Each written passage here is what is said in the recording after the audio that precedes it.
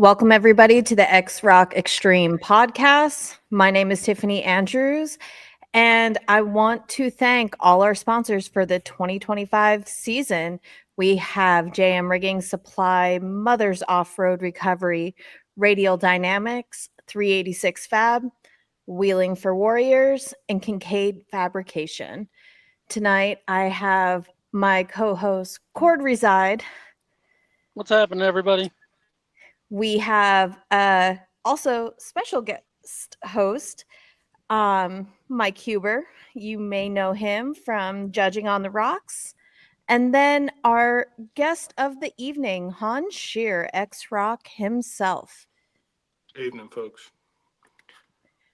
All right, Hans. Kind of want to just jump right in. Yeah, that's fine.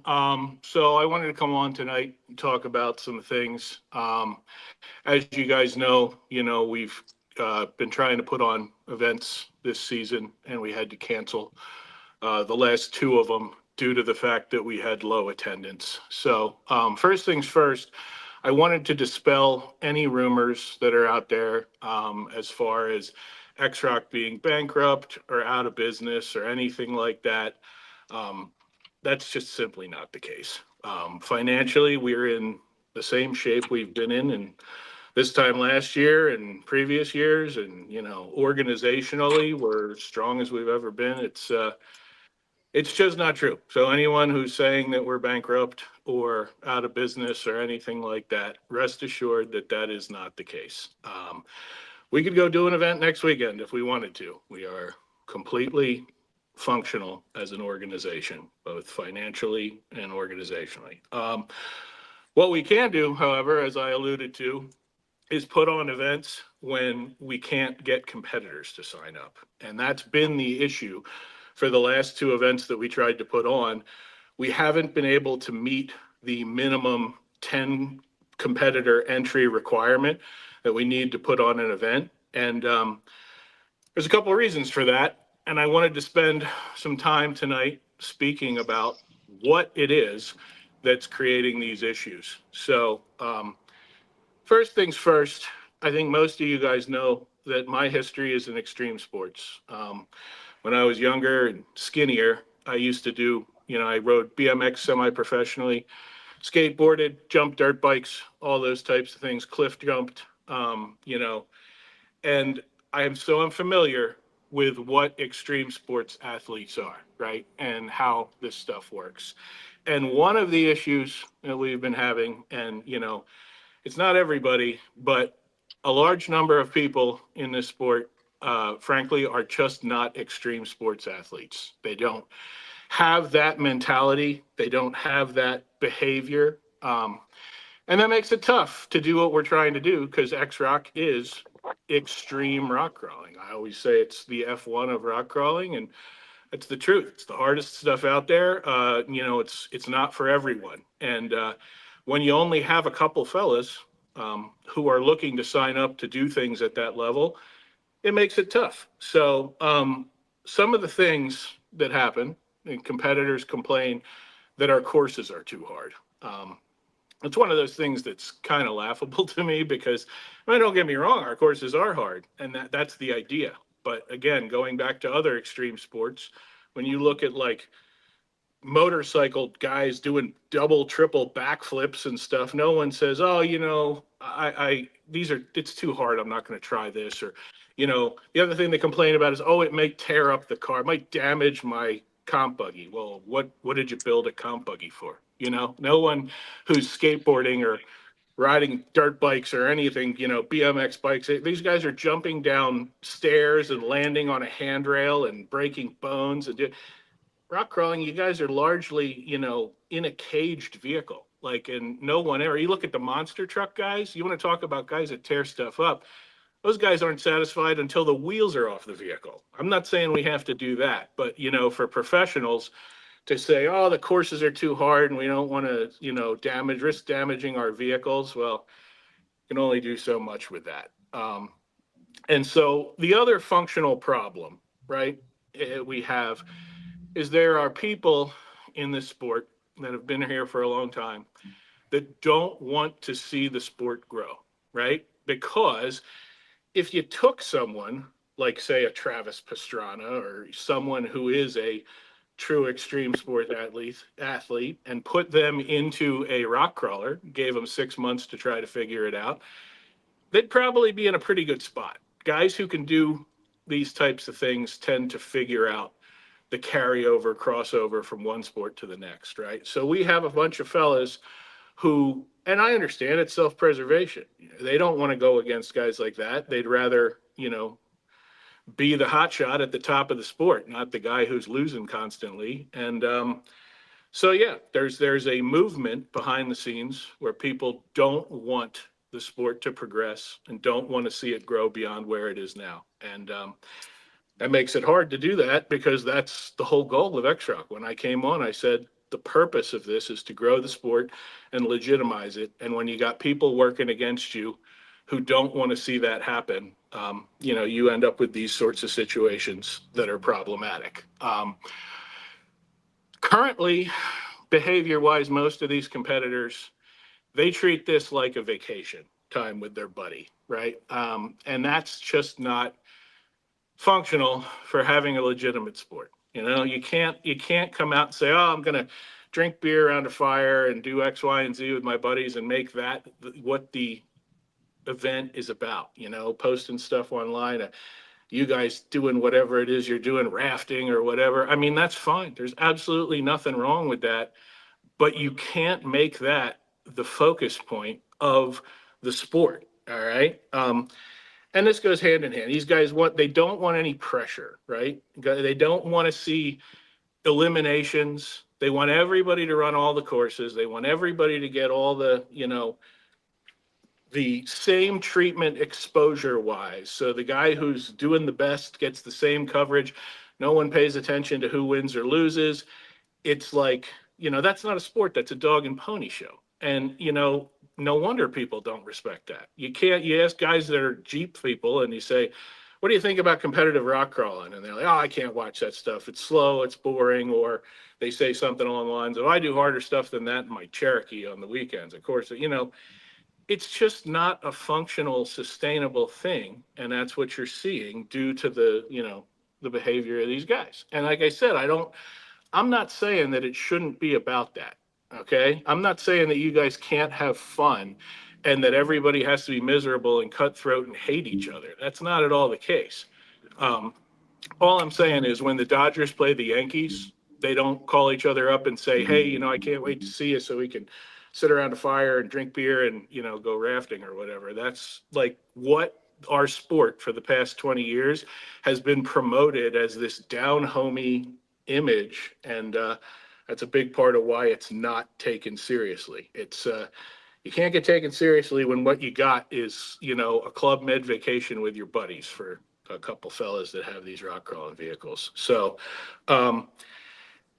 and historically, most other series and sanctioning bodies have catered to this behavior. They've pushed the fun aspect. That's what I hear all the time. I hear other people do interviews with their sanctioning bodies, and what they have, to say is, oh, it's so great, and it's a family atmosphere, and we all have so much fun. That's great, but that's not a real sport. I mean, I don't know what else to say about that. So if it's not treated as a legitimate sporting event by the people doing it, all right, you're going to drive the few fellas who want to actually treat this as such out of the sport because they're going to be like, this is a joke. This is not taken seriously. So we founded XROC about 10 years ago to try and fix some of these problems. Okay. And we've done events for many years and, we've fought this from day one and we've continually got pushback and we've, worked with it and it is what it is. So the next thing that you see as far as behavior internal to the sport that is self-destructive is what I would call the take my ball and go home, thought process of these guys. You got people who are buddies with one another. And, then you got groups of people that they form like high school cliques. And these guys don't like these other guys. And these guys are all bonding together. And I guess that's natural in some capacity. But again, with sports, you have to put that kind of stuff aside behavior wise to do things for the better of the sport. So what you now have and what we've had for the past 20 some years is a pattern of entitled competitor behavior, right? Where these guys call up the owner of the sanctioning body or person in charge, and they say something along the lines of, I demand you change X, Y, or Z. And if you don't do that, I'm not showing up. And all my 5 friends who are my close buddies who I go rafting and sit around campfires with are, we're not showing up either if you do that. That's fine. But what you guys are doing by that is creating attrition, right? And then it's like you don't negotiate with terrorists, right? That is a terroristic threat against the, sanctioning body. It's just silly. It doesn't help the sport in any capacity. And to further this, you have Guy B, who's in his other group of people, and he calls the, head of the sanctioning body and says, hey, I heard so-and-so called you and says he wants to do this. If you do that, if you give him what he wants, well, I'm not showing up and I'm taking my 5 campfire buddies with me. Again, that's just not sustainable. And it's not how properly functioning sports work. Now, I understand that there's guys who need these people to show up and need the money that they have that they pay to play to do the, dog and pony show type of deal. And they say, just show up, whatever, that's fine. Show up. I mean, you will make the purple Jeep with blue rims class, so you can just be on your own. So you don't have to compete against that guy. Just give me your money and show up. I understand, there's multiple reasons for that. One of which is they need the money. And we're not in that position. I don't do this as my primary source of income. So, I don't have a need to cater to these guys and pander to people who are trying to put me over a barrel to change rule. I mean, it's just silly. It's silly is what it is. But I feel for the fellows who do, best of luck with dealing with that, because we've been dealing with it for years. And I know the pushback isn't going to get any better, because the fellows who don't behave like that, the majority of them have been pushed out of the sport. And the sad truth is most of the people left, that's what they're used to and that's what they want and that's how they do things. So, it's not sustainable. And a couple of years back, I pushed to try to create the XCA. That's how I sought to fix this problem. It's always what I do when I see problems. I don't just sit there and do nothing. I said, what can we do to fix this problem? So I looked at all the other sports and how functional things behave. You look at like Major League Basketball or baseball or any of these types of, hockey, whatever.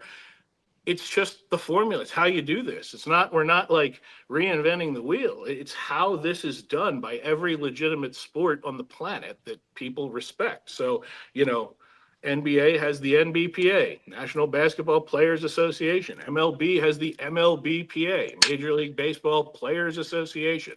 And that allows the players and their managers and all these people to meet amongst themselves, discuss things, come to a collective agreement on their position, and then the sanctioning body can negotiate with the head of that organization, which is what I set out to do. It has a bunch of other benefits that I won't sit here and go through at this time. It doesn't make sense because it's a little not pertinent to the discussion per se. But anyway, I tried to do that. What happened was that whole XCA was formed. We went through, worked with the competitors at the time that were interested in doing this. It lasted a couple months and then it fell apart. Okay. Why did it fall apart? It fell apart for 2 reasons. Number one was no one could agree on anything, right? These guys were fighting with each other and they, guy A wanted the rule this way and guy B wanted this, and somebody was throwing a fit about the fact for safety gear. I mean, it was just silly things, right? Like silly things for the most part. And again, this speaks to the character of the people involved and historically how this has been. And that's why the sport hasn't grown and it's been stalled for however many years. We can't get past this when people that are supposed professionals choose this to be how they approach and behave with this. And the second part of that as to why the XCA went away is because people didn't have that leverage anymore, right? They longed for that ability to pick up the phone and call the head of the sanctioning body and try and put them over a barrel. And I mean, when you're one member of a professional unionized organization for people in a players association, competitors association, that doesn't work that way. You'd have to deal with the board of those, whoever is on the XCA and sort that out, not with me. And that's how this should work, but that's not how it did work. So anyway, that's a huge problem, right? And again, this entrenched behavior, right, is a huge part of the problem. And it's been this way for 20 some years and nobody talks about it. I don't know. There's so much in our sport that people, they just sweep under the rug and they want to look impressive to Jeep Club guys who do meetups in Dairy Queen parking lots or something. I guess they want to be seen with their picture on the internet or, look, here's my buggy on a rock. And somebody thinks that's cool. I don't know. It's silly. And like I said, it's just not sustainable. It's not a real sport. Okay. And that's a shame. I said from time zero, X-Rock is going to be a real sport. We're not playing games with this. And I've fought, I've tried, I don't know what else can be done at this point because you're seeing the pushback that I'm getting from saying we're going to do things legitimately. Now we have, 5, 6 competitors that sign up, and that's not enough to do that. And so for those fellas who are, looking to still do this, thank you. Thank you for being, real professionals and pushing past all this nonsense. But unfortunately, I can't do an event with 3, 4, 5 cars. That's just not functional. And I'm not in a situation where I can pay out, we paid out $40,000 last season, right? I'm not going to sit there and hold events paying out tens of thousands of dollars, wasting everybody's time for, when we're having 3, 4, 5 competitors sign up. It's not fair to all the people that we have on staff. It's not fair to the landowners who are, putting their time and effort in to do all the work and finances to do this. And frankly, it's a waste of my time. And what am I getting out of this at this point? Why would I want to deal with that? Anyway, I said from the beginning, and I would continue to do this as long as people would show up and as long as we can continue making forward progress with the sport. And I pushed pretty hard to do that. And we've accomplished a lot, right? X-Rock's come up with a new rule system. We moved the sport forward in many, many ways. We've done more for the sport, in my opinion, than anyone's done in the past 20 years. We've done quite a lot of fantastic things for the sport of rock crawling. Unfortunately, it hasn't been enough to push past the nonsense with the current group of competitor behavior. So that said, when I said that we can't make forward progress anymore and continue growing, and when we can't move the sport in the right direction anymore, and we're having problems doing that, that's where I step off, guys. I don't know what else to say other than it's just not sustainable. I'm all for doing this. I've put my heart and soul into this, and again, we could do an event tour. It's ridiculous. It's utterly ridiculous that we're sitting here saying, we're going to pay out $15,000 in payout for this next event, and guys don't want to show up. Okay, that's fine. You guys don't want to show up. We won't do the event. Anyway, I'm not going to continue, bottom line, to schedule events at this time. Will we do events in the future? I don't know. Maybe we will. We certainly can. Like I said, we're alive and well. We're financially stable. Everything, we could do an event next weekend if we want to. It just doesn't make sense to keep scheduling events and having to cancel them because competitors don't sign up and want to attend. And it just doesn't make any sense. So it's a shame, but that's where we stand. And, if anyone, I want to thank all the sponsors, all the landowners, all you guys, our staff. We've got the best people in the business. We've spent the past decade, all of us, working, trying to grow the sport. And unfortunately, the sport's just not there. It doesn't want to, back what we're doing on the competitor side, which is a shame. They don't want to get organized on their end and do what's necessary to turn this into a real sport. They'd rather keep it the dog and pony show that it's been. And it's fine if that's what you guys want to do, but we know exactly where the sport's going to be 5 years from now, which is the same place it was 10 years ago. And, It's a shame, but it is what it is. So that said, if anyone has questions or wants to discuss this in more detail, feel free to reach out to me. We may do events in the future, but with the current climate of things, it just doesn't make sense to do so. So here's where I step off, guys, at least for the time being. It's just not worth doing and not sustainable. So is there anything any of you guys would like to say? That's what I got to say on this. The only thing that I want to add to that is to go off a little bit more about the courses being too hard. We've sat on the mountain and we've watched people say you can't do this gate, you can't do that gate, and then next year you see 5 out of the 10 do that gate without a problem, and it was the same exact gate from the year before. So Right. as far as I'm concerned, the courses have always been growing the people to aim for a higher standard of That's how you rock evolve the crawling, sport. Yeah, that's and it. that's how you evolve Apparently, it, and that's and these that's fellas and don't that's want to do that. They don't want to evolve the sport. and that's why I've been standing behind this for so long and pushing Hans to keep doing it year after years, because I saw growth, I saw people evolving, and it was awesome to watch.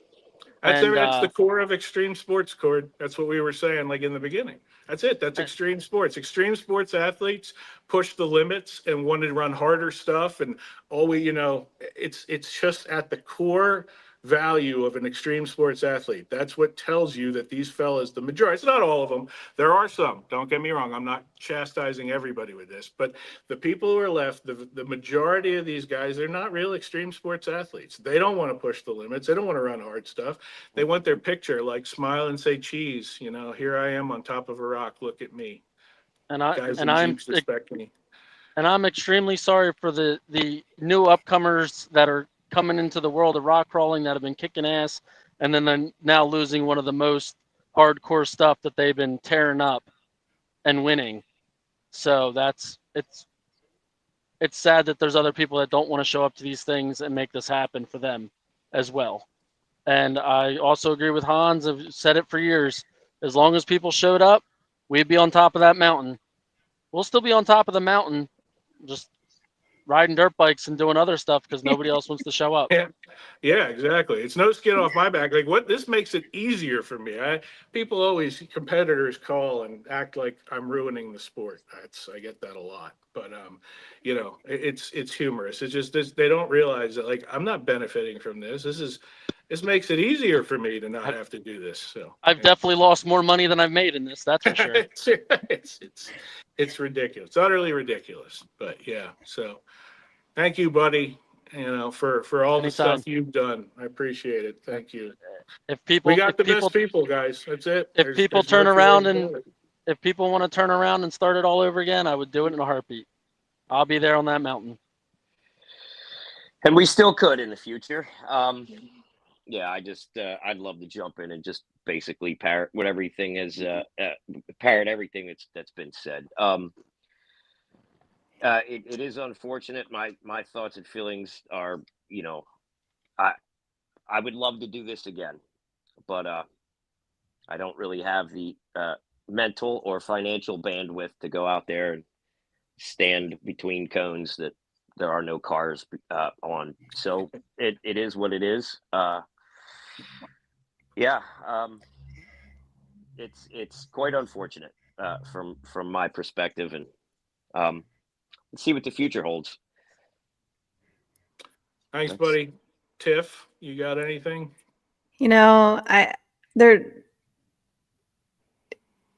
With what we've done with X Rock in the past 10 years through just what we're doing now, we changed a lot with just rock crawling, with these podcasts, Yes, with we the did. social media.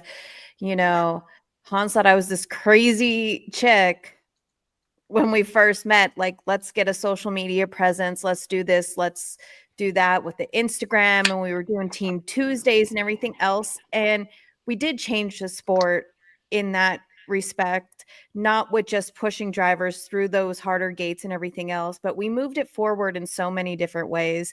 And, it was fun doing it. And then watching it transpire with other people doing the same exact thing that what we started in a lot of different aspects. And we did that. And Yep. it's a shame for all the hard effort that we created with the live streaming of the events, to going and Hans going, we're going to change the rules. We're doing a new format. We're giving out money. I'm not going to do an event unless I have $10,000. Last year, we were able to do 3 events and give out $10,000. The year before, it was 2 events. And that right there was changing and everything else. I mean, shout out to, Texas Top Gun. They did, like Hans said, if they can do that, we can do that. And he doubled down, and we were able to do 2 that year, and then 3 last year. And we were able to do 1 this year out. I mean, we went to King of the Hammers. I mean, we were at the biggest off-roading event of the year. We were able to get down on that main stage, watch an awesome 16-year-old kid beat the hell out of everybody else. I mean, it's been awesome to see. And it's not just, the sport in general. You're pushing it's these kids that want to do it, which is crazy and mind-blowing. And they're the one that is literally kicking everybody asses. So shout out to this new generation of rock crawlers and kids. And, Yeah, we just need more of them. It's a shame that, there's a couple of, like I said, it's not all these guys. I don't want this to sound like I'm sitting here, chastising everybody in the sport of rock crawling. It's not it. There are absolutely people who are in this for the right reasons. But you can't have a professional rock crawling competition with 3, 4, 5 guys, especially when some of them can't show up to all the events. And I understand people have their own personal reasons for not being able to take time off and drive cross country and whatever. But I mean, we need more. We need more involvement. And if nobody wants to do this, what's left? What can you do with that? So if we ever have people and they want to do it, we'll do it again. Like Mike said, like Court said, it's just, we need people to show up. So, let me know. I mean, and it's pretty cool to be working with you guys too, because, like Cord said, whether we're on 2 wheels or 4 wheels, I mean, we're still going to be together. We're going to be on the rocks. We're going to be on the mountain. We're still going to be doing stuff together, For like sure. the 4 of us. And we did it I mean, before this. We'll do it again. Yeah. I mean, we always do it in like the off season and everything like that. So, I mean, it sucks what it's come down to with all our hard work. However, they're not going to break us as a whole, as an organization, because we're still going to be out there and doing fun stuff. It's just, we're going to be doing it together. And, we it's got going to the be a best little people. less on our wallets. There's no 2 ways about it. Whatever we're doing, whether it's, dirt bikes or drag racing or mud bug, whatever, we want to get involved in anything. We have the right people. The core group of people that we have are the best in the business. And I'll put them up against anybody else in the whole industry. Show me a stronger core group of individuals able to get things done in the sport beyond what we're doing. I just don't know, where we're at or what's left. What else can we do at this point? We've tried everything we can. It's on the competitors at this point to sort it out. It ain't on us. So, anyway. I mean, the 4 of us have been together since the beginning, and we've had a lot of people come and go, start with us, exit it left and right.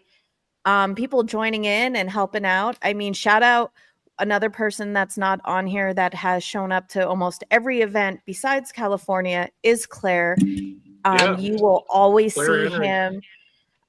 Big shout out and thank you to him and Kevin coming and taking pictures and and all the Ashley new people. Staples, the artist. We have a whole group of people who make these things happen. It's not even just the 4 of us. I mean, we're sitting here talking about this, but there's like 10 people who are working on this at any given time or more. I mean, it's just ludicrous that this is how the folks in the sport choose to approach this, but that's their prerogative. I can't change their way that they choose to approach it. So Absolutely. There's my word, Hans. I had to say it for you. yeah, right. But I also would really like to thank with working with all the landowners all these years. Well, I really greatly appreciate a lot of them, and they're always welcoming us back. So that's awesome. Yep. I'm gonna Landowners are miss. fantastic. Pretty much any place in the country, if we want to go do an event, we've never been told no. We can call up anybody and say, "Oh, let's go do an event." It's yeah, it's a shame. The whole situation is ridiculous, and it speaks to how utterly asinine the state of competitive rock crawling as a whole is. It's just you can only beat your head against a wall so long. Working with everybody working against you. It's like these people are. It just doesn't make sense. It doesn't make sense. Like we're trying to help you. We're trying to grow the sport. Like okay, you want to. It just doesn't make sense. You're shooting yourself in the foot. But yeah, that's it. You want to wrap it up, Tiffany, and send us home? We Yeah, if you can. don't Did have anything anybody else else, have? Mike, you good? We done? I'm all good. Yeah. All right, guys.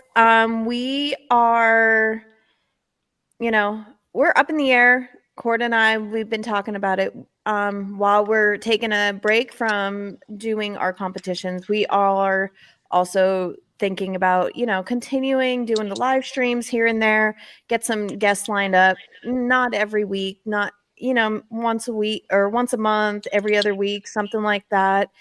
But I know Cord's like crazy busy this week. Thank you for taking this time. He's having a work week of hell, and Mike's doing crazy hours, and my season finally died down. So we're all trying to just live life. We all have day jobs, which is also a thing, but we're still going to be around. We're here. You guys want to come on and you want to see these podcasts continue, reach out to me, reach out to Cord, Hans, whoever, X Rock pages, and we will get back to you. And we, just kind of like competitions. You're interested? We will keep going and doing all this. But before we wrap it up, Hans, thanks for allowing us to be a part of this organization. Mike and Cord, also thank you. Like it's been awesome working with you guys. And also our sponsors, because we wouldn't been able to give all those $10,000 checks out. So big shout out to JM Rigging Supply, Mother's Off-Road Recovery, Radial Dynamics, 386 Fab, Wheeling for Warriors, and Kincaid Fabrication. Thank you guys for all the support over the years. And we'll hope to see you guys soon. Yep. Thanks, guys. Have a good night, everybody. Be safe. Take care.